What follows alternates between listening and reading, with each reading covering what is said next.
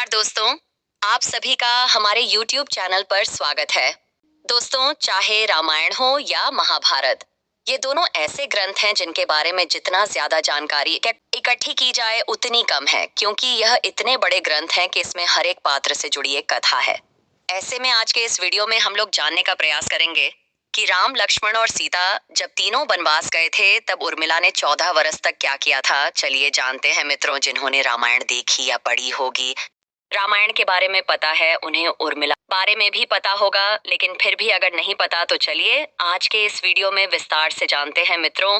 पौराणिक कथाओं के अनुसार मिथिला के राजा जनक और रानी सुनैना की पुत्री उर्मिला नाग लक्ष्मी का अवतार थी। उनकी दो संतानें भी थीं, अंगद और चंद्रकेतु।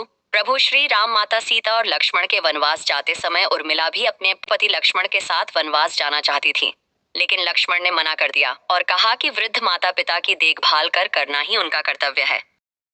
इस कारण से 14 साल उर्मिला को पति से अलग अकेले रहना पड़ा था। लेकिन उर्मिला ने इन 14 वर्षों तक क्या किया, अगर आप जानते हैं तो ये विचार जरूर पेश कीजिएगा, और अगर नहीं जानते तो बने रहिए हमारे साथ वीडियो के अंत तक। मित्रों, पौराणिक कथाओं के अनुसार रामायण में बताया गया है कि राम, लक्ष्मण, भरत और शत्रुघ्न के जन्म के वक्त राम, भरत और शत्रुघ्न अन्य बच्चों की भांति कुछ देर रोने के बाद चुप हो गए थे, लेकिन लक्ष्मण रोते ही रहे। फिर उसके बाद जब बगल में लिटाया गया तब जाकर उनका रोना बंद हुआ। तब से वह हर वक्त राम की परछाई ही बनकर रहे। राम ही माता पिता, गुरु, भाई सब कुछ थे और उनकी आज्ञा का पालन ही उनका मुख्य धर्म था। वे सदा उनके साथ छाया की तरह रहते थे। भगवान श्री राम के प्रति किसी के भी अपमान सूचक शब्द को यह कभी बर्दाश्त नहीं करते थे। वास्तव में लक्ष्मण का वनवास राम के वनवास से भी अधिक महान है।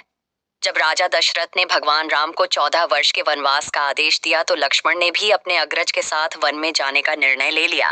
वनवास जाने के समय उर्मिला भी एक पतिव्रता स्त्री की तरह अपने पति लक्ष्मण जी के साथ जाना चाहती थी, लेकिन लक्ष्मण जी ने उन्हें ले जाने से इनकार कर दिया। उर्मिला ने बहुत मिन्नतें की, वह अपने पति की सेवा करना चाहती थी, पति के हर दुख सुख की साथी बनना चाहती थी, पर लक्ष्मण जी ने कर्तव्य और धर्म की दुहाई देकर देवी उर्मिला को वन जाने से रोक दिया। लक्ष्मण कहते हैं कि मैं अपने भ्राता राम और भाभी सीता की सेवा करने के लिए जा रहा हूँ। मैं नहीं चाहता कि मेरी सेवा में कोई भी कमी रह जाए। लक्ष्मण ने उर्मिला ऐसे में, जबकि वह नववधू थी और उसके जीवन की तो अभी अभी शुरुआत ही हुई थी। लक्ष्मण के वनवास जाने के बाद उर्मिला के पिता अयोध्या आए और उर्मिला को मायके चलने का विरोध करने लगे, ताकि माँ और सखियों के बीच उर्मिला के पति वियोग का दुख कुछ कम हो सके। परंतु उर्मिला ने अपने मायके मिथिला जाने से इनकार करते हुए कहा कि पति के आज्ञा अनुसार पति के परिजनों के साथ रहना है और दुख में उनका साथ छोड़ना उसके लिए अधर्म है। यह उर्मिला का अखंड पतिव्रता धर्म था। वन में जब राम और सीता अपनी कुटिया में विश्राम कर रहे थे, प्रहरी के रूप में कुटिया के बाहर पहरा दे रहे थे, तभी रात में उनके समक्ष निद्रा देवी प्रकट हुई। तब लक्ष्मण ने निद्रा देवी से वरदान मांगा कि उन्हें 14 वर्षों के लिए निद्रा से मुक्त कर दें। निद्रा देवी ने लक्ष्मण को वरदान दे दिया, लेकिन साथ में यह भी शर्त रखी कि उनके हिस्से की निद्रा को किसी न किसी को लेना पड़ेगा। जब लक्ष्मण ने निद्रा देवी से निवेदन किया कि उनके हिस्से की निद्रा उनकी पत्नी उर्मिला को दे दी जाए, कहा जाता है कि निद्रा देवी के इस वरदान के कारण ही उर्मिला 14 वर्षों तक सोती ही रही। वनवास से अयोध्या लौटने के बाद जब राम का अभिषेक हो रहा था तो उस समारोह में उर्मिला भी थी, लेकिन वह नींद की अवस्था में ही थी। यह देखकर लक्ष्मण उनके ऊपर जोर जोर से हंसने लगे। यह देखकर वहां मौजूद सभी लोग दंग रह गए थे। तब लक्ष्मण ने बताया कि उर्मिला अब भी नींद में है, जब मैं उबासी लूंगा तभी उर्मिला की नींद टूटेगी। यह सुनकर सब लोग हंसने लगे और उर्मिला आहत होकर वहां से चली गई। रामायण के एक रोचक किस्से भी बताया गया है कि जब लक्ष्मण जी वन से आए और पत्नी के कक्ष में गए तो उन्हें हो गई और पहचानने से इनकार कर दिया। इसकी वजह है 14 साल तक उर्मिला का सोते रहना, और इतने दिनों तक लक्ष्मण जी को उन्होंने देखा भी नहीं था। रावण के वध के बाद श्री राम, सीता और लक्ष्मण वापस अयोध्या लौट आए और वहां प्रभु श्री राम के राज तिलक की तैयारी होने लगी। उस समय लक्ष्मण जोर जोर से हंस नहीं लगे। तब लक्ष्मण से इस हंसी का कारण पूछा तो उन्होंने यह कहा कि सारी उम्र उन्होंने इस घड़ी का इंतजार किया था कि मैं अब श्री राम का राज तिलक होते हुए देखूंगा, लेकिन अब उन्हें निद्रा देवी को दिया गया वचन पूरा करना है जो उन्होंने वनवास जाने से पहले दिया था। दरअसल निद्रा देवी से उन्होंने कहा था कि वह 14 वर्ष उन्हें परेशान नहीं करेंगी और उनकी पत्नी उर्मिला उनके स्थान पर सोएगी।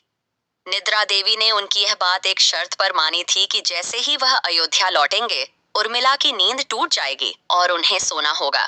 लक्ष्मण इस बात पर हंस रहे थे कि अब उन्हें सोना होगा और वह राम का राज तिलक नहीं देख पाएंगे। केतु नाम के 2 पुत्र हुए थे तथा सोमदत्त नाम के पुत्र उत्पन्न हुए। अंगद ने अंगदपुरी तथा चंद्रकेतु ने चंद्रकांतापुरी की स्थापना की थी। दोस्तों, उर्मिला के पतिव्रता का बल एक अन्य कथा के अनुसार लक्ष्मण जी की विजय का मुख्य कारण बना। मेघनाथ के वध के बाद उसका सर श्री राम जी के युद्ध शिविर पर रखा हुआ था। उन सबको मेघनाथ की पत्नी सुलोचना लेने आई। पति का शीश देखते ही सुलोचना का दिल अत्यधिक द्रवित हो गया और वह रोने लगी। रोते रोते अपने पास खड़े लक्ष्मण की ओर देखा और कहा, सुमित्रा नंदन, तुम कर भी गर्व मत करना कि मेघनाथ का वध मैंने किया। मेघनाथ की धराशायी करने की शक्ति विश्व में किसी के पास नहीं थी।